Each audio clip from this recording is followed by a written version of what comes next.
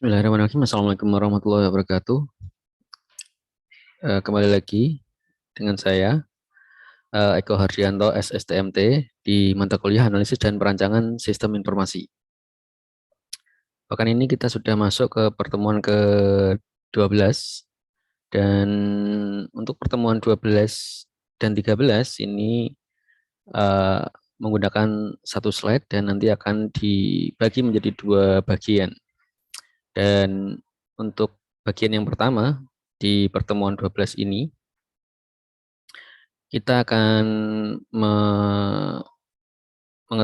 mempelajari tentang bagaimana sebuah software itu akan dilakukan uji cobanya dan bagaimana eh, kita mengidentifikasi alur dari pengujian tiap software. Jadi ada alurnya seperti apa akan kita pelajari di sini. Nah, sebelum kita belajar di pertemuan ke-12 ini, kita akan mereview sedikit materi sebelumnya, di mana di pertemuan 11 kita sudah belajar tentang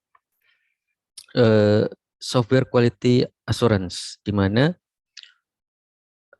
di tahapan-tahapan yang dilakukan di dalam memastikan sebuah software atau aplikasi yang dibuat itu mengikuti semua proses, baik itu dari sisi outputnya sesuai, kemudian dari semua proses dari awal identifikasi hingga proses akhir delivery-nya itu sudah diuji atau sudah dilakukan pengecekan apakah sudah memenuhi atau belum. Sehingga eh, proses software quality assurance itu tidak hanya melihat dari sisi outputnya saja sesuai dengan yang diinginkan, namun melihat keseluruhan dari awal hingga akhir. Sehingga proses itu memastikan bahwa si user mendapatkan sebuah sistem aplikasi atau sebuah software yang sesuai dengan apa yang mereka inginkan.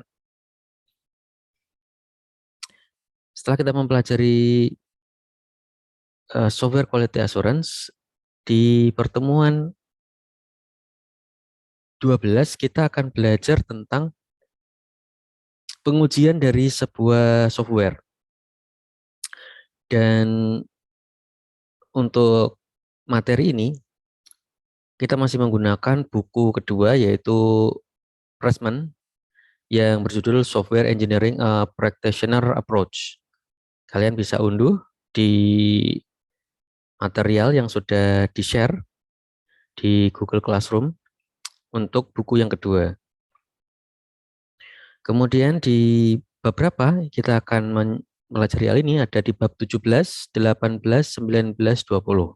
Di bab 17 ini yang akan kita pelajari di pertemuan 12 ini.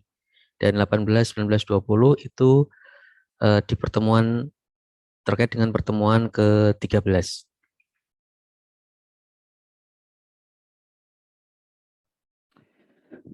Dan di sini kita lihat apa sih sebenarnya software testing itu apa sebenarnya. Nah, di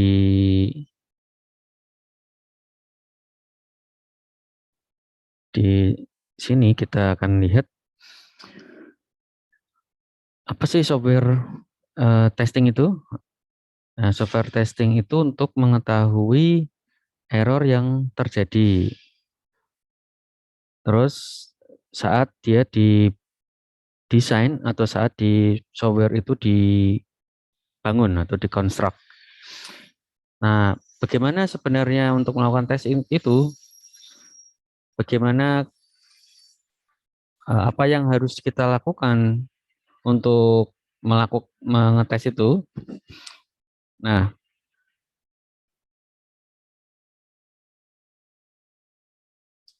di testing ini ada beberapa acuan ya. Salah satunya adalah dengan formal dan informal. Nah, terus ada juga apakah harus mengetes seluruhan program atau sebagian-bagian kecil dari program itu, ataukah dia harus dilakukan untuk komponen-komponen di sistem yang besar, ataukah juga testing itu harus melibatkan pelanggan atau customer. Nah, untuk menyelesaikan hal ini dilakukan software testing strategi. Jadi perencanaan untuk tes pengujian software. Dan di pengujian software itu sebenarnya apa sih?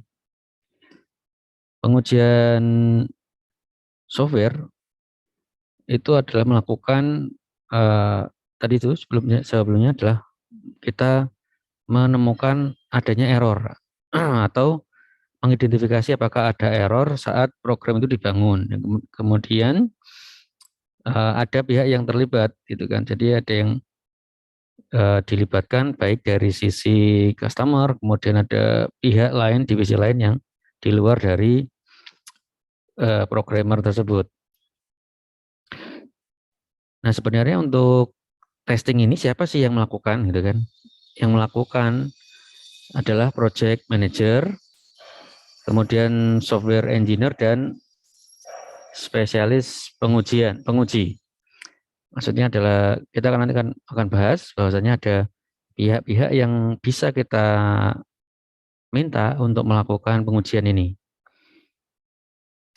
Dan mengapa sih testing itu dikatakan sangat penting gitu kan? Kita mungkin sering membuat aplikasi, program, namun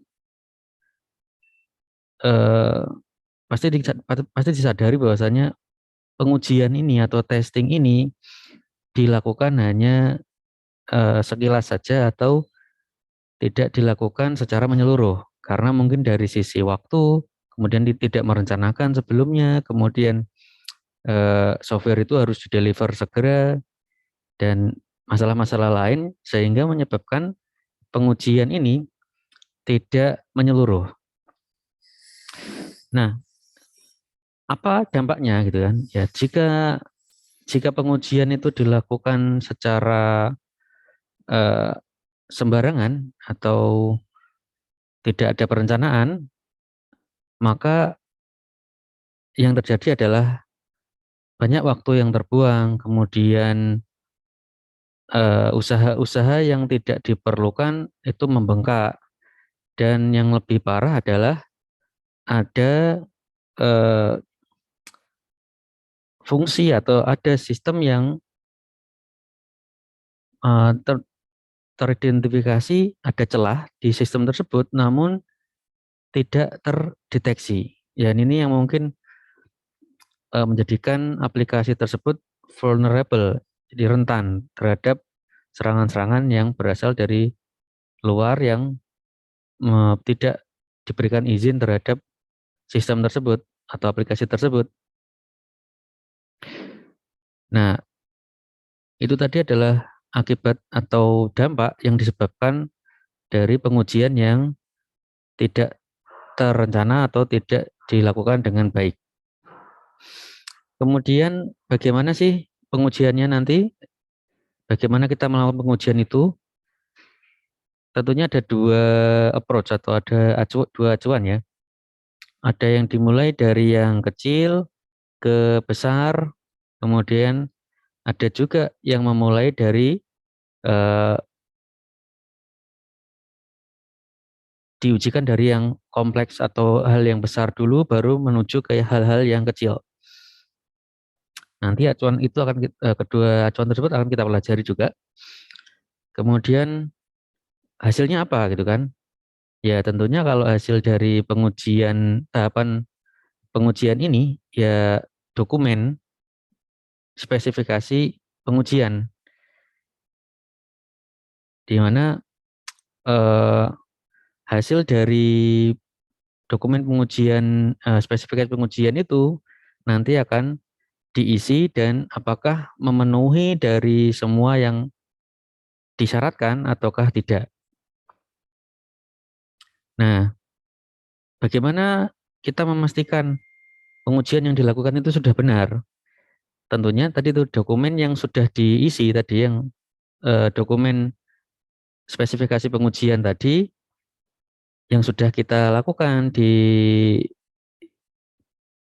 dilakukan pengujian dan dilakukan penilaian, kemudian dilihat kelengkapannya, apakah ada kasus-kasus atau ada alur yang diuji namun menghasilkan nilai yang kurang sempurna, ataukah ada kasus-kasus pengujian yang bahkan belum sempat dilakukan pengujian karena berbagai macam keterangan. Mungkin aja fungsinya tidak berjalan, ataukah mungkin aja ada fungsi yang digunakan namun tidak memberikan hasil yang sesuai dengan skenario yang telah diberikan atau alur kasus yang sudah diberikan. Nah, jika rencana pengujiannya dan pengujian dari rencana dan prosedurnya sudah efektif, maka akan mengakibatkan atau berdampak pada pengembangan atau pembangunan software tersebut, dan penemuan dari setiap errornya dapat digunakan untuk melakukan perbaikan dari fase pengembangan software tersebut. Idealnya memang dilakukan seperti ini. Nah, bagaimana kita mengelola supaya pengujian ini dilakukan bisa dilakukan dengan sempurna, atau kita memiliki waktu mengevaluasi yang cukup untuk sebuah software. Nah, kita akan pelajari. Mungkin ada bayangannya kalau kita punya rencana, kemudian saat kita deliver untuk melakukan testing, ternyata kok hasil hasil testingnya sudah keluar, tapi kita nggak punya waktu untuk mengevaluasi itu. Itu juga termasuk perencanaan dari testing yang eh, kurang baik ya, kurang bagus. Harusnya kita sudah memperkirakan kapan kita harus deliver testingnya, kemudian kapan kita harus melakukan pengujiannya, kemudian evaluasi dan analisisnya itu seperti apa, sehingga fase pengembangannya itu sehingga hasil dari testing juga bisa digunakan untuk perbaikan aplikasi ke depan atau perbaikan dari dalam pembangunan sebuah aplikasi atau sistem.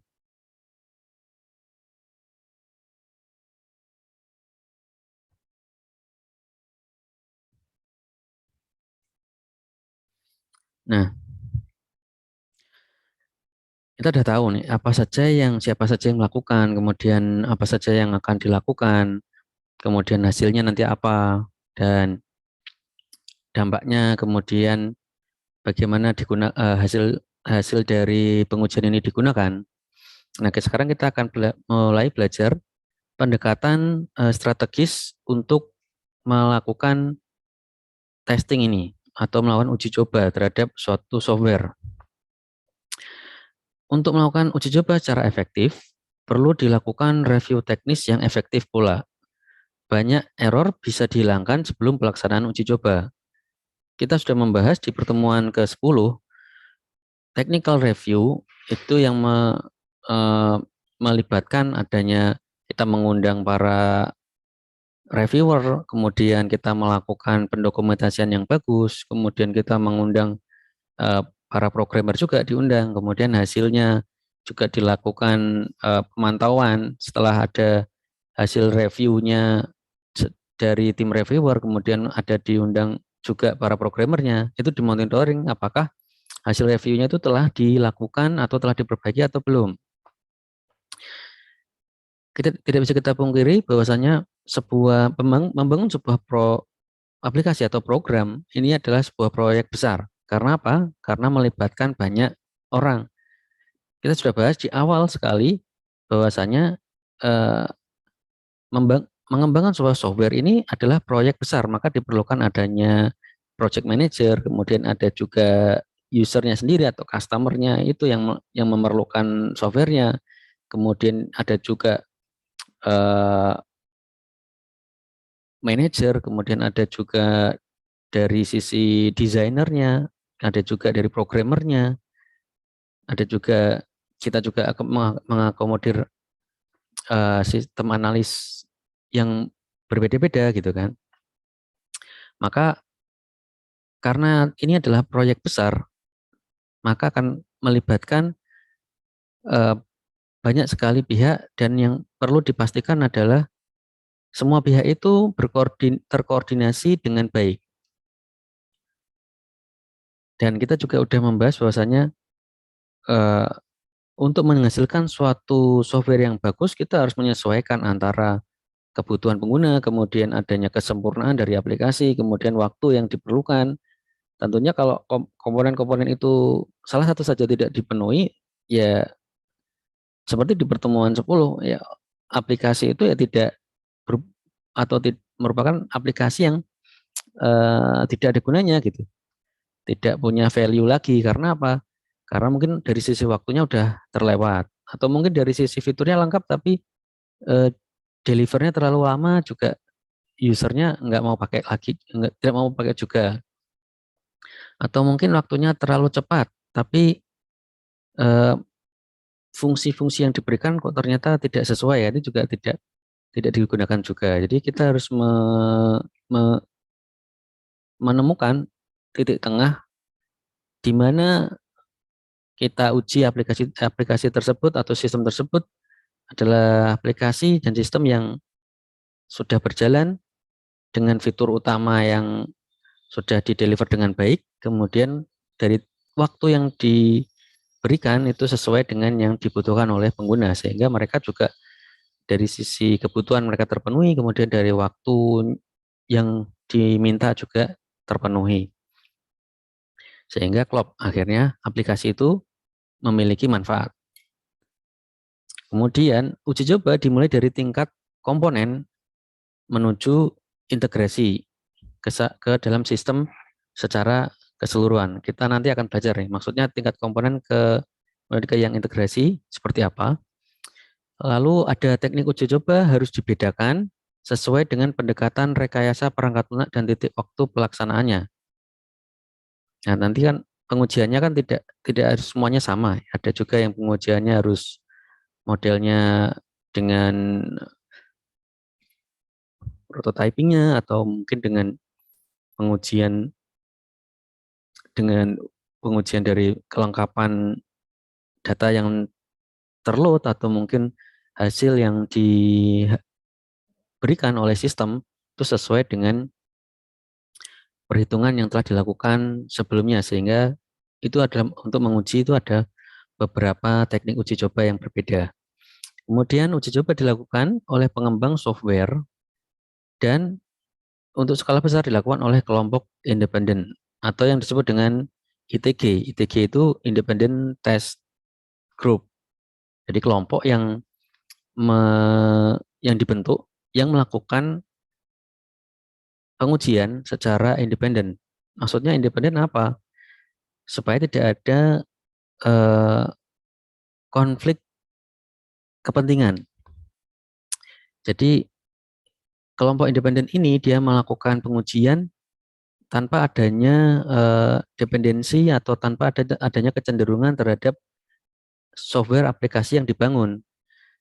Bayangkan kalau nanti yang melakukan pengujian adalah ya pengembang juga atau programmer juga, maka dia akan ada konflik of interest atau konflik kepentingan yang ada di sana dan menghasilkan eh, laporan pengujian yang tidak komprehensif karena ada tadi mungkin waktu menguji ternyata kok ini ada software yang atau dia kalau yang menguji adalah programmer, dia mengetahui ada eksepsi-eksepsi yang dilakukan, maka dia tidak melakukan pengujian gitu kan.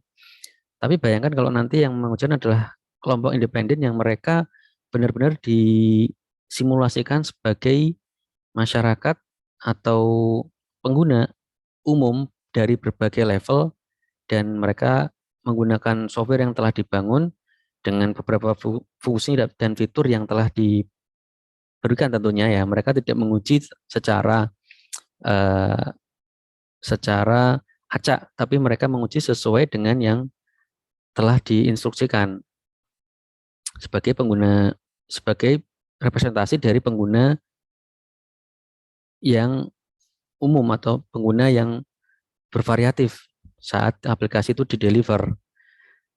Dan tentunya dari hasil pengujian tersebut, hasilnya diharapkan adalah mewakili dari nanti aplikasi yang akan di-deliver saat dikirimkan ke customer atau pengguna umum. Mereka tidak menemui kasus-kasus yang ekstrim atau kasus-kasus yang fatal. Kemudian uji coba dan debugging adalah dua aktivitas yang berbeda, ya. Testing dan debugging. Kalau debug itu kan dia namanya bug adalah adanya kesalahan-kesalahan dari programnya. Jadi part of dari uji coba itu ada namanya debugging. Jadi debugging merupakan rangkaian aktivitas dalam setiap uji coba. Kalau uji coba itu lebih umum karena testing itu banyak sekali yang harus banyak sekali cakupannya. Nah, kemudian tentunya saat melakukan pengujian ada namanya verifikasi dan validasi. Verifikasi dan validasi adalah dua hal yang berbeda, di mana verifikasi itu diistilahkan dengan kumpulan kegiatan untuk memastikan sebuah software itu terimplementasikan dengan benar. Sedangkan validasi adalah kumpulan kegiatan yang berbeda untuk memastikan software telah dibangun dapat dilacak kembali ke permintaan konsumen. Kalau diistilahkan verification itu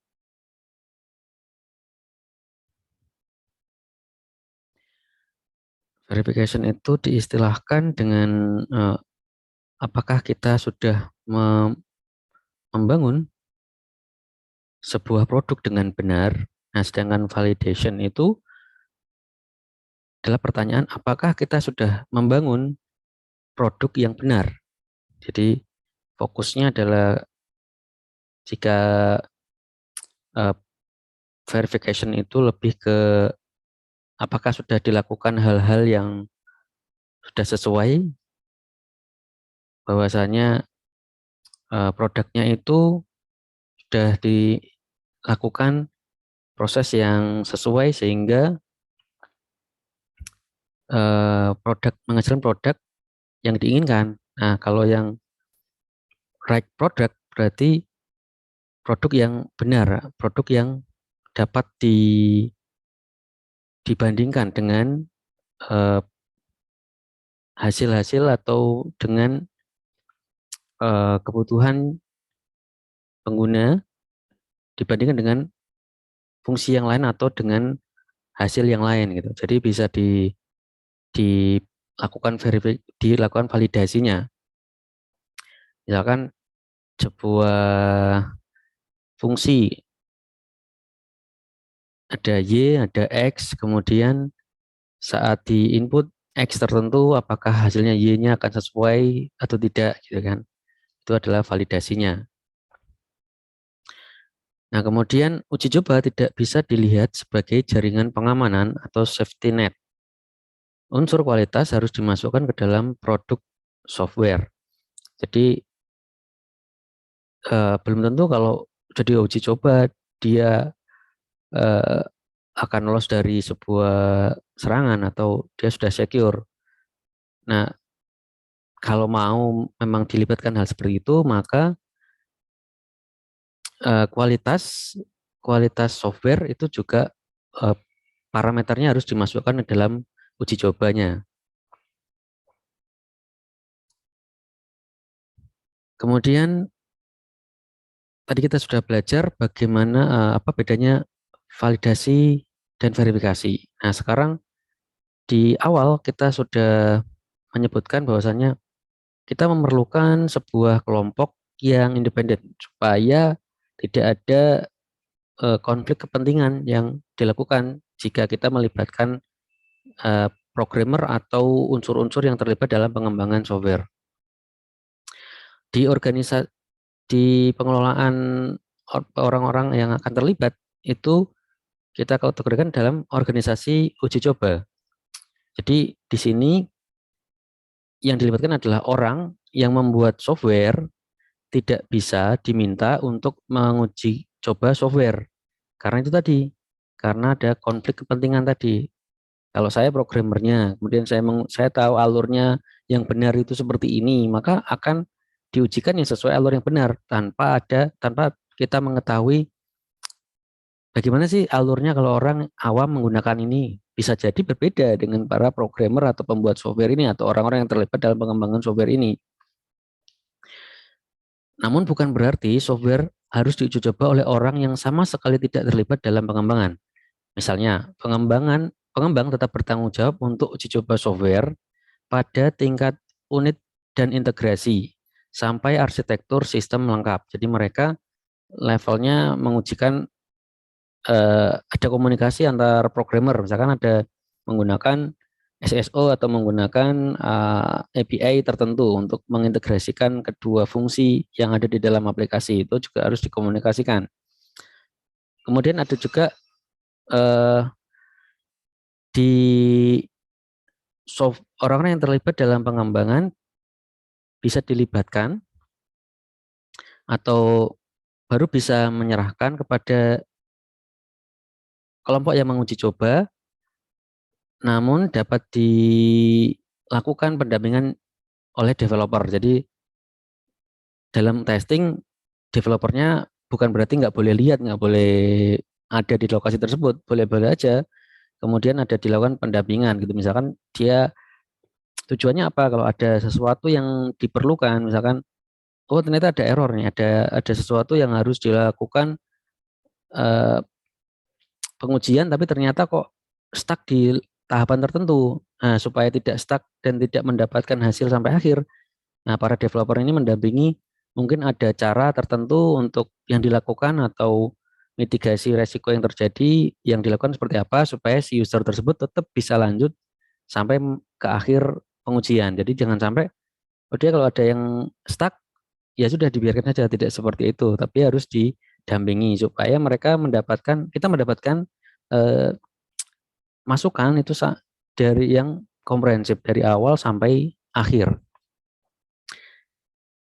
Kemudian peran dari independent test group yang tadi dijelaskan adalah untuk menghilangkan permasalahan turunan tanpa ada konflik of interest. Jadi pengembang harus selalu siap untuk memperbaiki kesalahan yang ditemukan.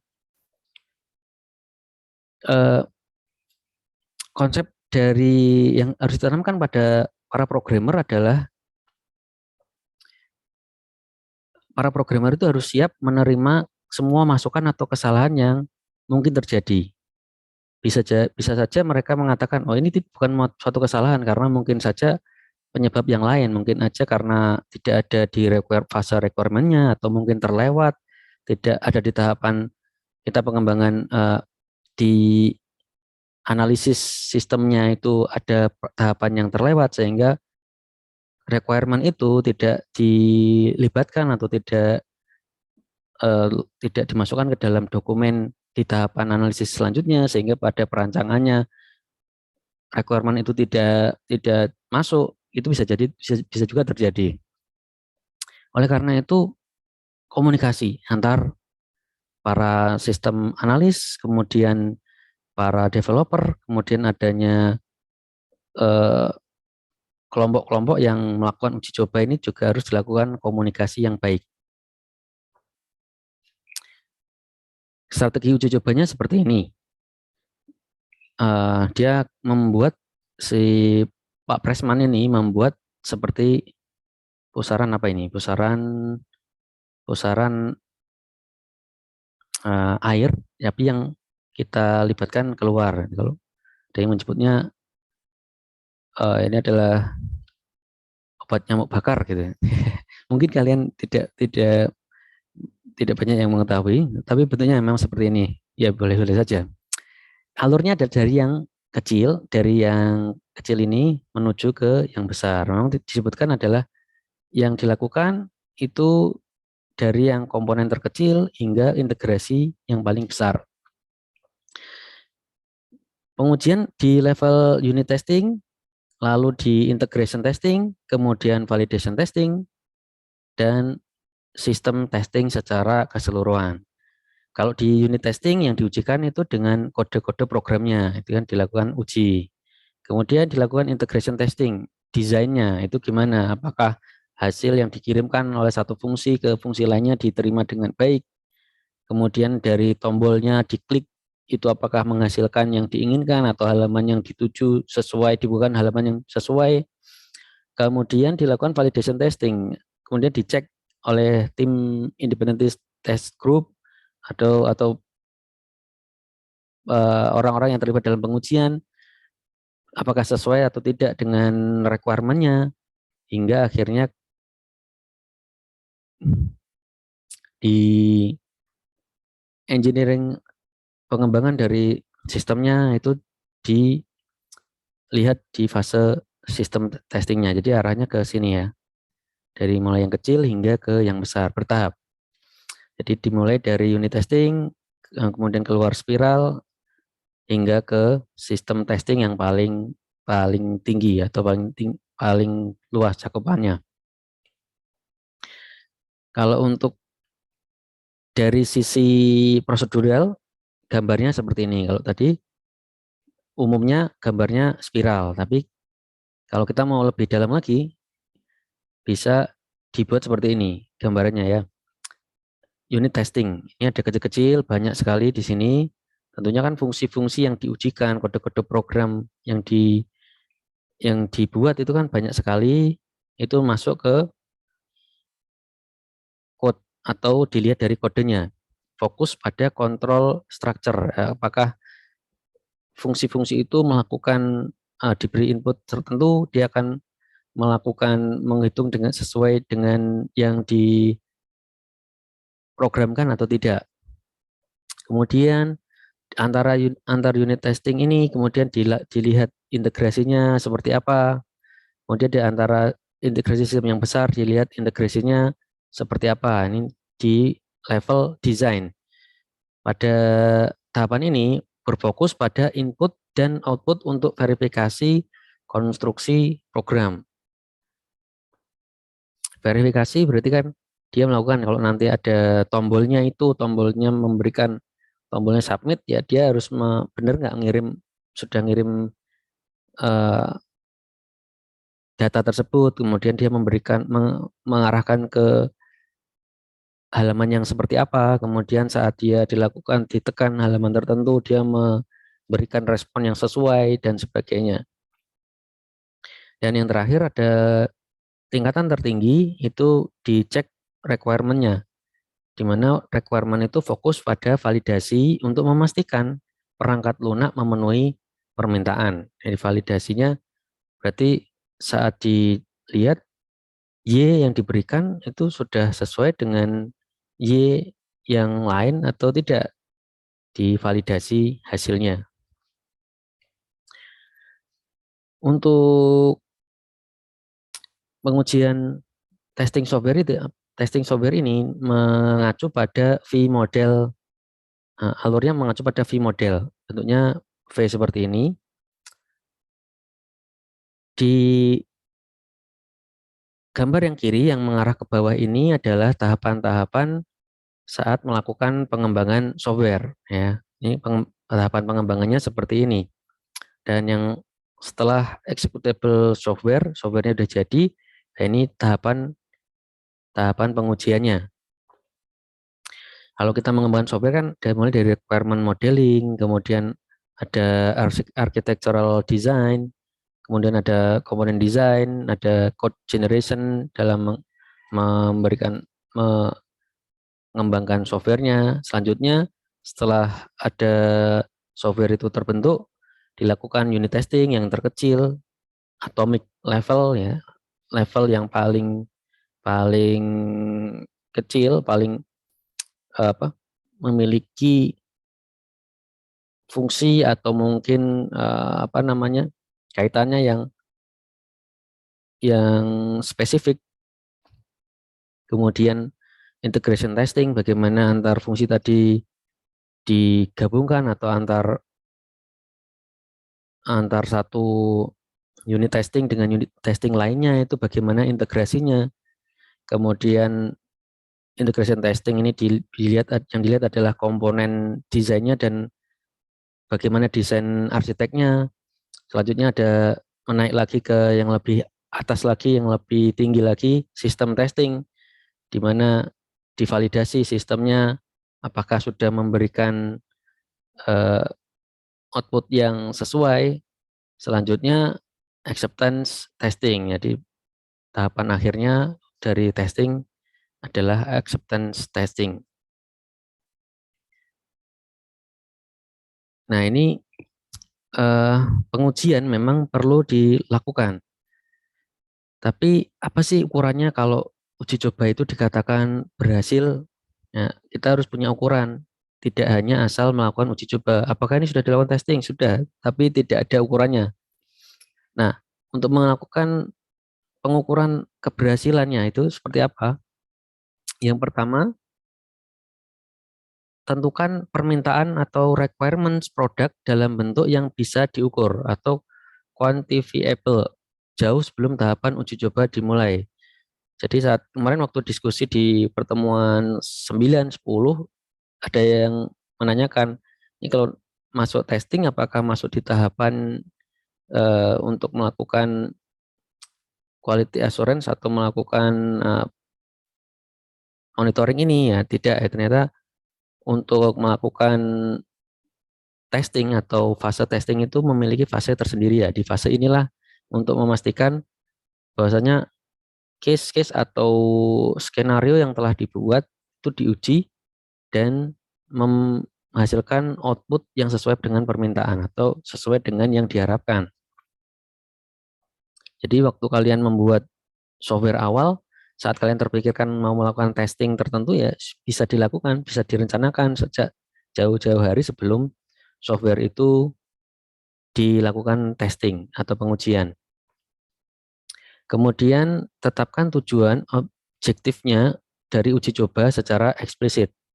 Jadi orang menguji para apa orang yang menguji atau testing groups atau mungkin para customer yang menguji aplikasi yang kita punya itu mereka harus tahu tujuan dari kita melakukan testing saat ini itu apa. Oh, ini untuk mengetahui tingkat penerimaan atau tingkat kemudahan atau tingkat penggunaan dari modul tertentu. Jadi ada dijelaskan seperti itu. Atau memang pengujian untuk melihat keandalan atau fungsi atau fitur-fitur yang ada di sistem apa sistem kepegawaian atau sistem akademik misalnya gitu. Harus dijelaskan dulu tujuannya.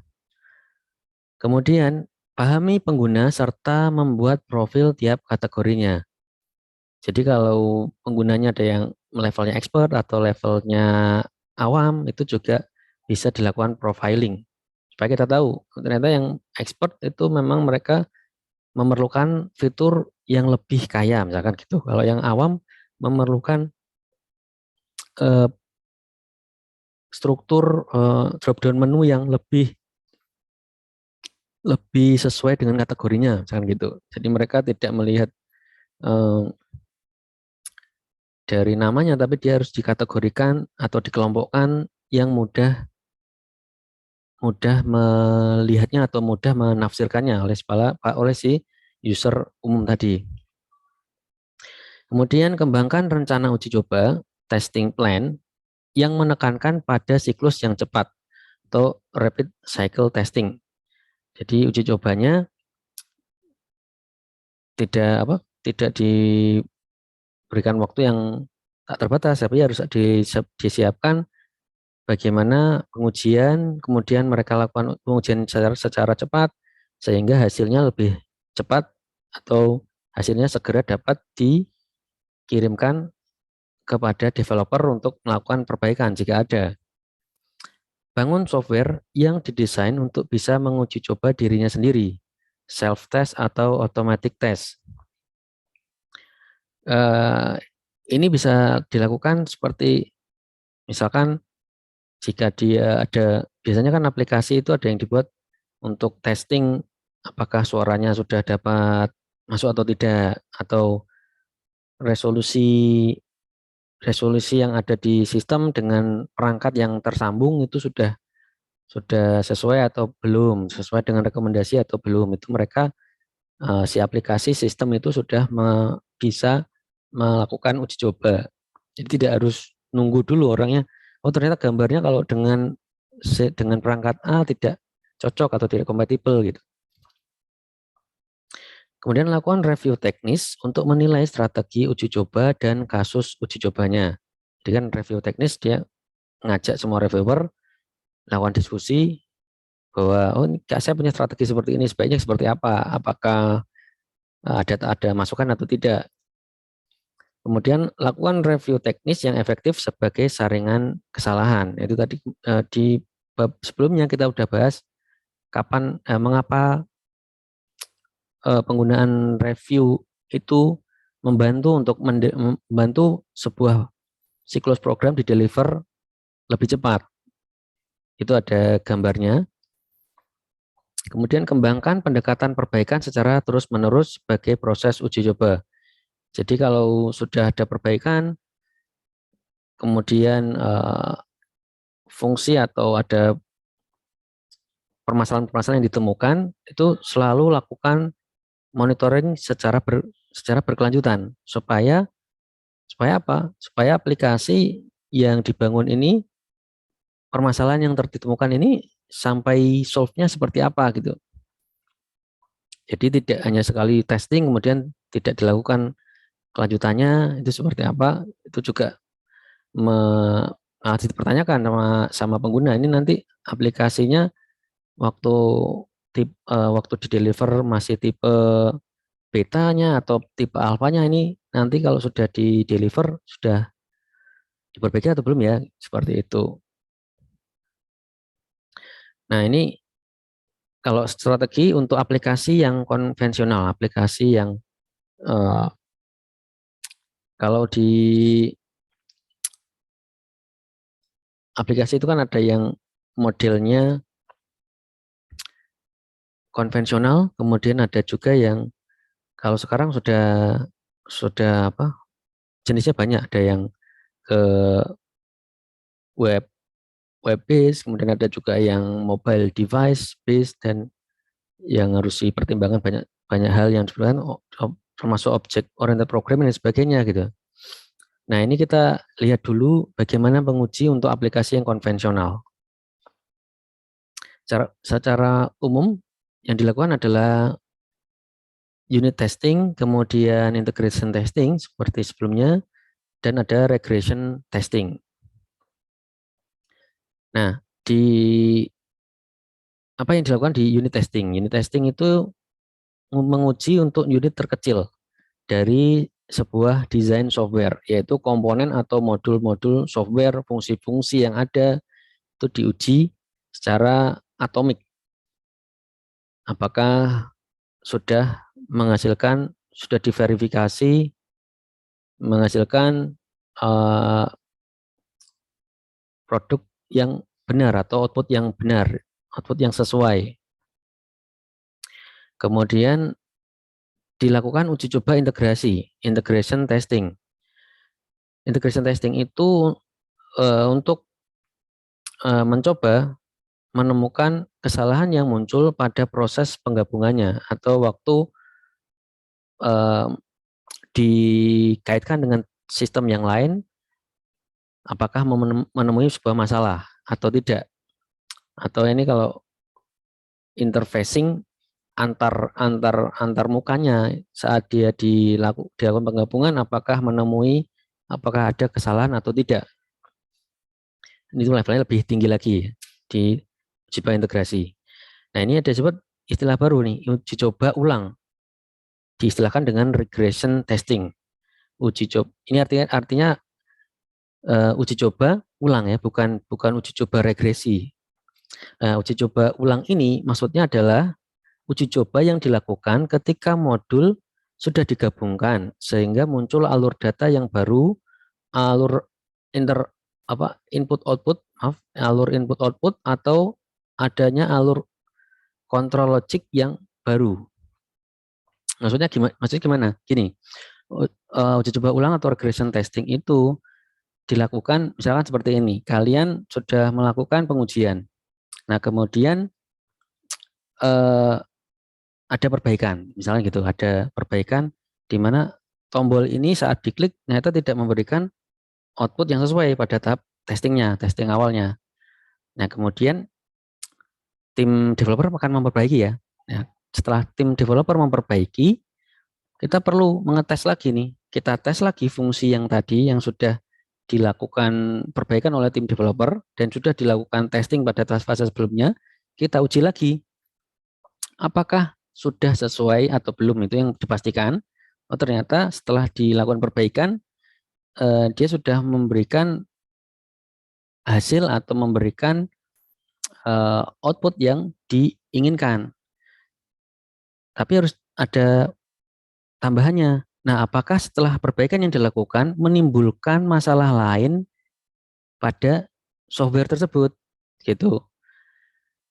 Misalkan saat dirubah, contoh saja seperti ini.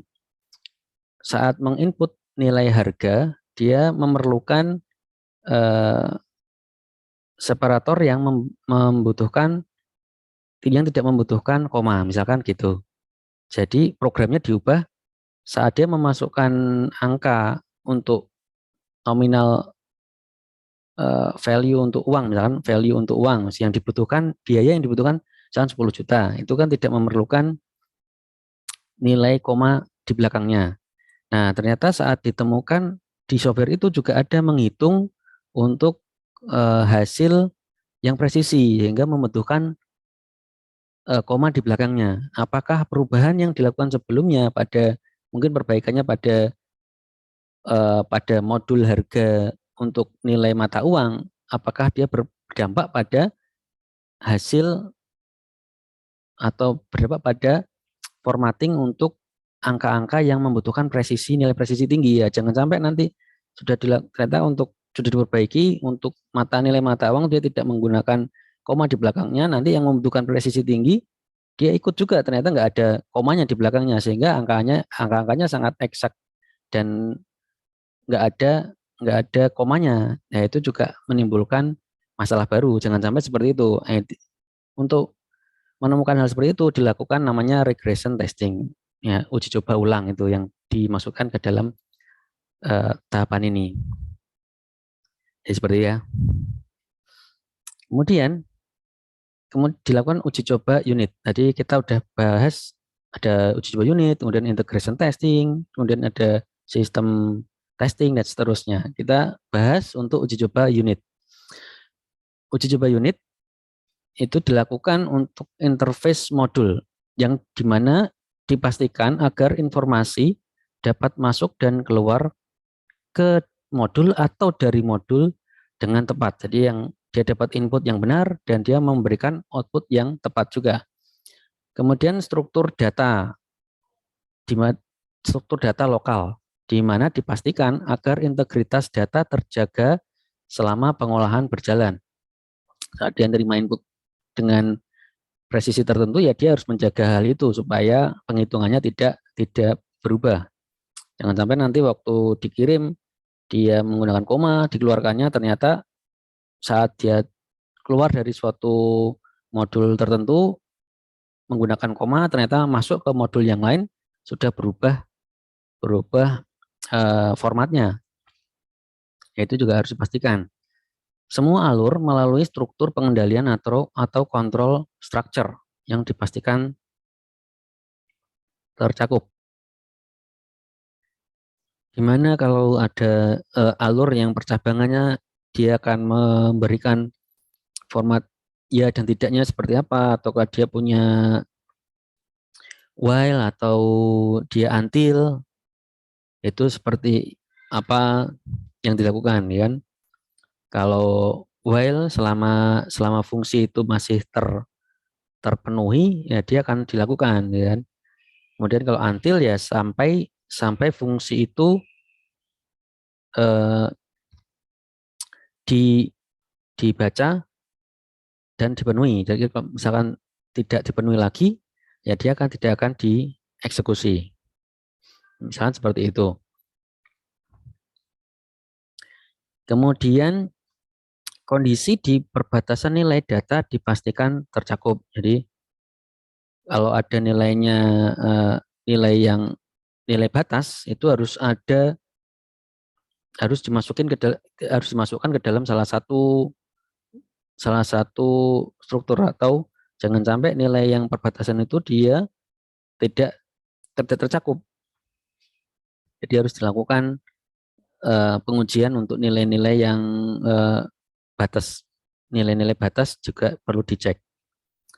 Kemudian seluruh pengendalian kesalahan tercakup. Ya, ini maksudnya adalah jangan sampai saat ada error, nanti user itu melihat kode-kode program yang tidak mereka mengerti. Misalkan saat angka tertentu dibagi dengan 0, yang harus dilakukan oleh sistem seperti apa? Dia mengeluarkan pesan bahwasanya pembagian dengan 0 hasilnya tidak dapat diproses atau memberikan, mungkin ada pesan error tertentu kepada penggunanya. Jangan sampai saat kita membuat program kemudian kita ada nilai tertentu yang dimasukkan bagi 0 tadi mungkin ya.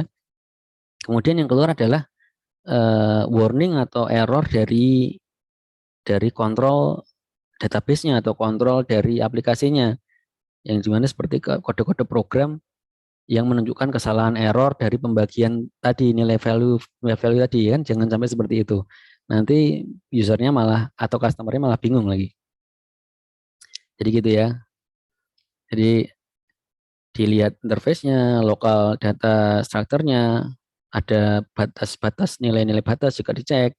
Kemudian ada path yang independen atau jalur yang independen. Kemudian ada jalur penanganan dari program, ada di error program itu akan dimasukkan di mana. Jadi kalau misalkan tidak ditemukannya itu ada errornya apa gitu kan. Pesannya adalah halaman tidak ditemukan, misalnya gitu. Gimana kalau menemukan seperti itu harus diberikan exception-nya apa, ada tombol untuk kembali atau ada tombol untuk mungkin kalau masih dalam waktu testing ya masukkan halaman ini sebagai penemuan error di testing dan sebagainya. Itu kan jenisnya banyak ya.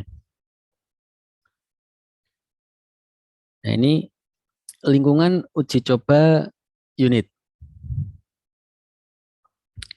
Tadi disebutkan bahwasannya unit komponen atau komponen yang bukan program yang bisa berjalan sendiri, standalone program, maka diperlakukan program penggerak driver yang akan memicu fungsi yang ada dalam unit atau komponen untuk bisa diuji cobakan. Contohnya gini, kalian pengen mengujikan suatu komponen-komponen tertentu ya. Jadi kalau misalkan kita ingin menguji modul yang ada di sini, dan ternyata dari modul itu ada subkomponen yang lebih kecil namanya stub, dia nyebutkan seperti ini, yang lebih atomik ya. Nah, saat kita membuat suatu modul kan dia butuh interface ya, butuh suatu laman yang digunakan untuk menguji modul tersebut, ya kan? Jadi dibuat saja namanya driver, atau mungkin kita nyebutnya adalah secara mudahnya adalah laman dummy atau halaman sementara yang dapat digunakan para user untuk men-trigger modul tersebut dapat berjalan dengan baik atau tidak. Jadi seperti itu. Jadi mungkin saja program secara keseluruhan atau secara besarnya itu belum bisa diakses, tapi kita punya sebuah driver atau pendorong penggerak. Misalkan untuk menguji modul A gitu, kita langsung berikan tautan untuk menguji modul A. Jadi di modul A itu langsung meran atau menjalankan fungsi-fungsi yang ada di dalam modul A itu sendiri. Kalau cakupannya modul A ada 3 ya, di bawahnya modul A akan ada tiga menu tiga pilihan untuk menguji coba semua modul yang ada dalam cakupan modul A. Itu namanya driver. Nah, kalau mau melihat kan pasti kita butuh mengintegrasikan program-program yang sudah dibuat. Nah, kalau integration testing itu pasti akan melibatkan beberapa modul yang ada di dalam sebuah sistem. Nah, gimana caranya kita menguji coba integrasinya? Padahal aplikasinya belum jadi. Pasti kan harus dimulai dulu ya dari yang teratas, apa yang dibutuhkan modulnya, kemudian ada pilihan modul-modul yang dapat dipilih. Nah, untuk mengintegrasikan itu, modul utama ini bisa dibuat sebagai driver. Tadi ada penggerak, di mana jika dia belum ada aplikasi utama yang jadi, maka kita bisa membuat sebuah driver yang seakan-akan men-trigger modul-modul itu untuk bisa berjalan. Dan semua modul di bawahnya dianggap sebagai stubs, di mana kalau sudah ada driver ya berarti di bawah-bawahnya subset dari modul itu ya disebutnya dengan stubs. Stub itu akan digantikan dengan fungsi yang sebenarnya secara bertahap. Jadi kita buatkan dulu page untuk menjalankan fungsi tertentu gitu kan. Jika dia menjalankan fungsi A, dia harusnya mengeluarkan dialog box tertentu yang harus dimasukkan kepada pengguna. Tapi kalau nanti fungsinya belum jalan, nanti ada keterangannya kan, fungsi ini masih dalam pengembangan dan sebagainya. Kemudian uji coba dilakukan pada waktu komponen digabungkan. Jadi kalau ada beberapa stub yang ada di bawahnya driver ini, dicoba keterkaitannya. Misalkan ternyata di menu itu ada tombol untuk clear laman atau merecalculate atau menambahkan fungsi-fungsi lain yang harusnya berjalan pada suatu modul gitu ya. Jadi saat fungsinya sudah ditambahkan, maka dilakukanlah proses integrasi ini. Saat dia fungsinya jalan, kemudian kita coba nih saat digabungkan dengan laman yang sesungguhnya, dia memberikan respon atau mengirimkan output yang diminta atau tidak. Diintegrasikan dengan modul yang lain atau dengan driver yang sudah dibuat. Dan di sini diperlukan adanya regression testing, uji coba ulang, di mana regression testing ini dilakukan untuk memastikan tidak ada kesalahan yang diakibatkan karena adanya alur data atau kontrol baru. Jadi sudah diuji, terus nanti ternyata ada perbaikan, setelah perbaikan dilakukan regression testing. Nah, kalau untuk integrationnya itu bottom up. Nah, ini kita lihat dari bawah ke atas, dari yang paling kecil ke yang paling besar, atau yang cakupannya kecil ke yang cakupannya besar. Nah, di bottom up, maksudnya apa? Kalau bottom up, unit atau komponen pada level bawah digabungkan dalam satu kumpulan yang disebut dengan cluster atau build atau modul. Ini karena dia mempunyai keterkaitan atau fungsi-fungsi yang sejenis, dia digabungkan dalam satu cluster. Kemudian untuk melakukan uji coba, program driver dibuat untuk mengkoordinasikan kasus uji coba input dan output. Kemudian kumpulan unit atau komponen diuji cobakan, driver dihapus, dan klaster-klaster digabungkan dengan klaster-klaster yang lain. Kemudian begitu seterusnya sampai seluruhnya dapat tergabung atau semuanya sudah bisa diuji coba. Nah, kalau tadi kita bayangannya driver itu sebuah tampilan kalau dari atas ke bawah ya. Tapi kalau di level yang kecil ini, level yang paling bawah ini, kita bisa mengujinya drivernya itu bisa bervariasi, bisa dengan menggunakan uh, command line gitu misalkan. Contohnya kalau kita membuat uh, aplikasi di web misalkan gitu, di mana ada input dari variabel tertentu dimasukkan ke dalam sebuah model yang kita susun ya. Di model itu dibuat dalam suatu fungsi yang ada di klaster satu misalkan gitu. Kemudian untuk menguji cobakannya kan kalau kita nunggu membuat graphical user interface akan lama. Yang ingin kita uji adalah fungsi ini sebenarnya sudah menerima input yang benar dan bisa mengeluarkan output yang benar atau belum gitu. Jadi bisa aja dibuat di run di command line-nya dengan fungsi tertentu, kita langsung run aja di command line, kemudian kita tes jika dia ada input X, kita masukkan X, kemudian Y-nya akan menghasilkan angka berapa, apakah sesuai atau belum, seperti itu pengujiannya.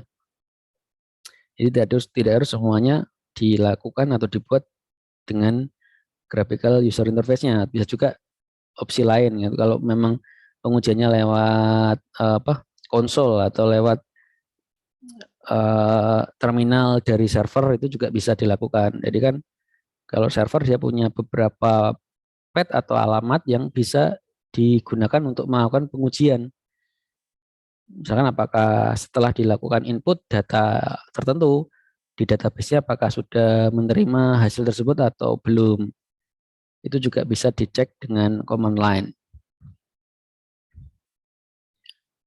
Nah, kemudian untuk validation testing ini, validation testing merupakan puncak kegiatan setelah keseluruhan unit komponen selesai digabung dan diuji coba. Uji coba fokus pada tindakan hasil yang bisa dilihat dari sisi pengguna. Jadi yang sudah bisa diukur tadi. Kemudian kriteria validasi diambil dari software requirement specification yang ditentukan berdasarkan permintaan atau requirement dari pengguna. Di fase analisis dulu itu ada kita mengumpulkan requirement software requirement specification SRS itu yang disebut dengan SRS. Jadi di software requirement-nya itu seperti apa, kemudian dilakukan pengecekan apakah sudah sesuai dengan yang diminta. Kemudian hasil uji coba dari validation testing ini atau hasil dari tahapan validation testing ini yang disesuaikan apa saja sih, gitu kan? Hasilnya adalah karakteristik fungsi atau performa yang sesuai dengan spesifikasi dan yang bisa diterima. Makanya ada proses perbaikannya di sana di tahapan ini sampai dia bisa diterima. Kemudian penemuan perbedaan antara realisasi dengan spesifikasi dan daftar kekurangan dibuat, kemudian diperbaiki atau dilakukan negosiasi. Pengalaman dari software yang di-deliver, kita melakukan pengujiannya jangan dilakukan secara menyeluruh besar, setelah program besar jadi baru diuji coba ya.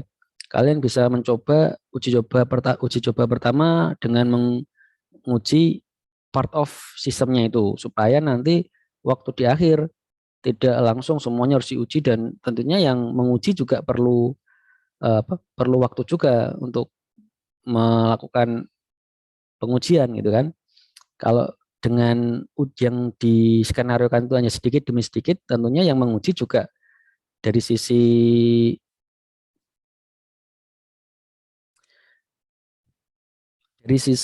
penggunanya juga dari sisi tim pengujinya itu juga mereka lebih deep atau lebih mendalam untuk menguji komponen menguji fungsi-fungsi atau menguji skenario yang lebih spesifik gitu dibandingkan kalau secara umum satu sistem besar kemudian diujikan, minta tolong diujikan sistem ini ya tentunya kan uh, memerlukan proses yang lama dan mungkin aja hasilnya tidak sebaik kalau kita memberikan atau kita tidak meminta mereka melakukan pada tahapan uji yang lebih kecil. Jadi dibagi-bagi ya pengujiannya ya. Kemudian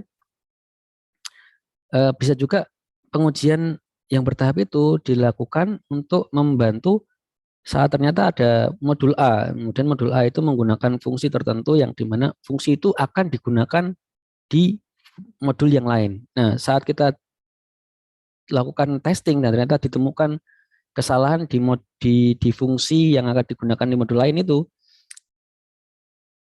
perbaikan akan dapat segera dilakukan sehingga modul-modul lain yang menggunakan fungsi yang sama itu sudah eh, diketahui atau sudah diperbaiki dari awal gitu sehingga tidak kalau nanti bayangkan kalau kita menggunakan software besar dan di mana software yang harus diperbaiki ternyata ada koneksinya atau terkait dengan fungsi-fungsi yang lain di beberapa lokasi yang ada di sistem tersebut tentunya kan harus dirubah semuanya. Nah, untuk mencegah hal itu ya, kita bisa uji dengan cara bertahap ini sedikit demi sedikit.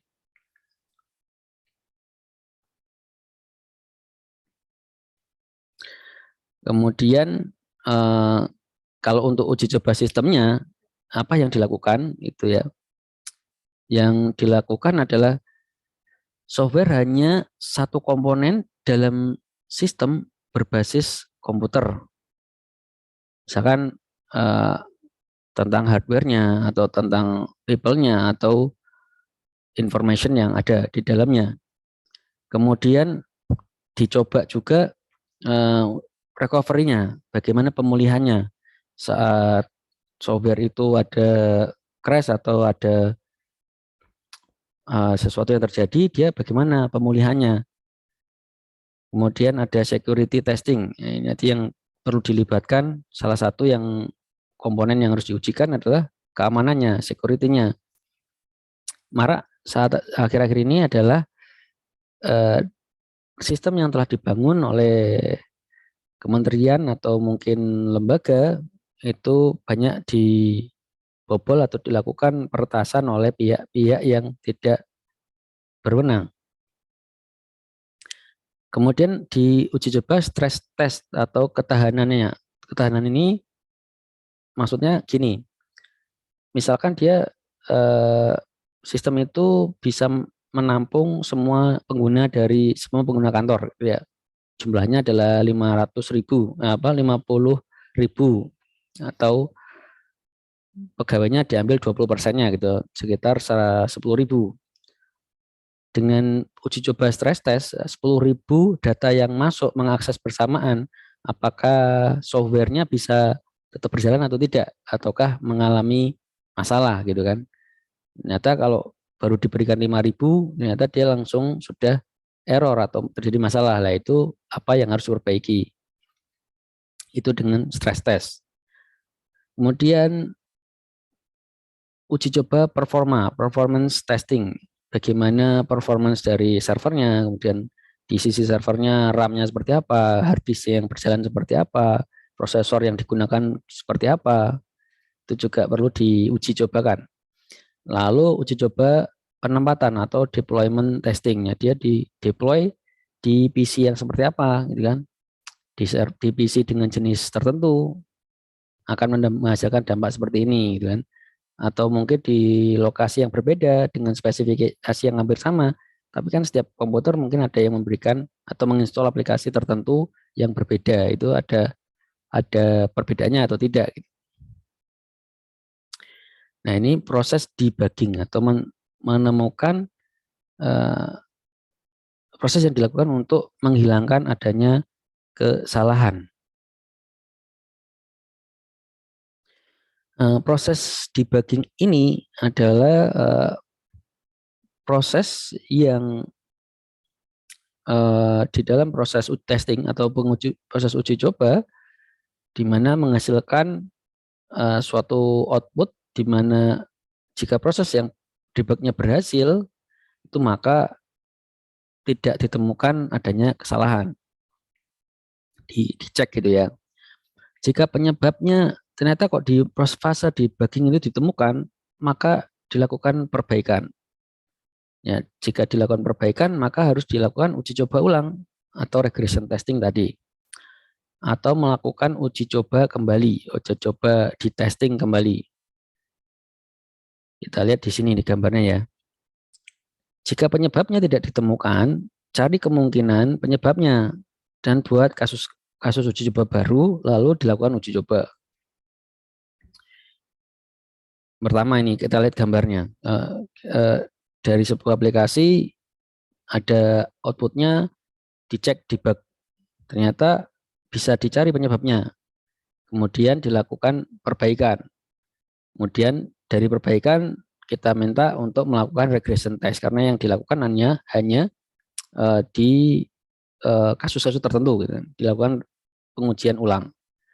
Kemudian dimasukkan ke dalam test case yang ada, kemudian dicek kembali. Jika tidak ditemukan debugging berarti sudah diselesaikan masalahnya.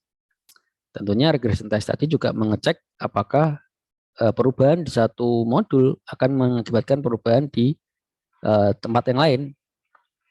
Itu juga perlu dipastikan. Nah, kasus yang lain, ternyata proses debugging tidak ditemukan, tapi hanya ditemukan kemungkinan kesalahannya. Maka harus dibuat skenario tambahan yang berbeda, di mana untuk memastikan bahwasanya permasalahan itu adalah permasalahan yang dapat diidentifikasi sehingga dapat dilakukan perbaikan dengan adanya tambahan tes tadi. Oh, ternyata dengan adanya tambahan tes, kita temukan, kita lakukan debugging, ternyata permasalahan ditemukan. Akhirnya dilakukan correction dan dilakukan proses regression test lagi. Ini adalah kasus di mana debugging adalah proses yang dapat menimbulkan frustasi. Kasusnya seperti ini. Kalian pada para programmer saat ada menemukan suatu membuat program, ternyata kok debugging dilakukan compile setelah program diluncurkan, kemudian dilakukan testing, ternyata kok terlalu menimbulkan kesalahan. Ternyata solusinya gampang, ternyata hanya memerlukan diskusi dengan programmer yang lain, dan ternyata di sini hanya 5 menit dapat diselesaikan masalahnya. Contohnya banyak sekali ya terjadi kalau misalkan kita punya suatu program dan ternyata saat program itu kita cari permasalahannya, kita sudah 5 jam melakukan debugging namun tidak menemukan jawabannya, dan ternyata hanya jawabannya saat kita bertemu dengan teman atau dengan dosen pembimbing mungkin gitu kan, ternyata dapat kita dapatkan sudut pandang yang berbeda, sehingga program itu ternyata bisa diselesaikan kalau dilihat dari sudut pandang yang berbeda gitu kan. Jadi kalian kalau menemukan masalah jangan sungkan-sungkan untuk berdiskusi, karena salah satu cara untuk mempercepat pemberian solusi masalah ya pemberian dari menemukan solusi ya dengan cara diskusi dengan teman. Kalau kita sudah stuck ya harus gimana lagi, harus dilakukan diskusi dengan teman, dia dengan cara informal discussion atau mungkin dengan tim yang lain sehingga bisa segera diselesaikan permasalahan tersebut. Nah, pertimbangan pada waktu memperbaiki kesalahan. Perbaikan bisa memicu kesalahan yang lain. Pastinya tadi kalau kita rubah suatu format, apakah merubah format di tempat yang lain, kemudian ajukan pertanyaan berikut sebelum melakukan perbaikan. Apakah penyebab kesalahan bisa terjadi juga di tempat yang lain? Kemudian kesalahan atau bug atau error, apa yang mungkin akan muncul jika perbaikan dilakukan? Misalkan jika ada dilakukan perubahan format dari suatu X gitu, itu akan berdampak kemana saja gitu. X itu akan digunakan ke lokasi yang mana saja gitu. Kemudian apa yang bisa dilakukan untuk mencegah agar kesalahan bug atau error tidak terjadi? Ya, mungkin aja ada treatment tertentu yang bisa dilakukan supaya tidak terulang kembali kesalahan tersebut.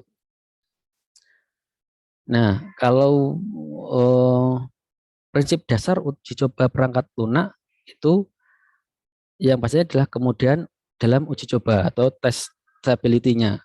Dia bisa diuji coba, di mana dia harus cek seberapa bagus softwarenya bekerja, operability-nya, seberapa mudah itu software itu dipantau, atau observability-nya, kemudian seberapa mudah untuk dikontrol dari hasil yang diberikan, kemudian untuk dekomposisi, apakah bisa dilihat dekomposisinya, dan pastikan kesederhanaan atau simplicity, karena untuk apa kita memberikan hal yang rumit?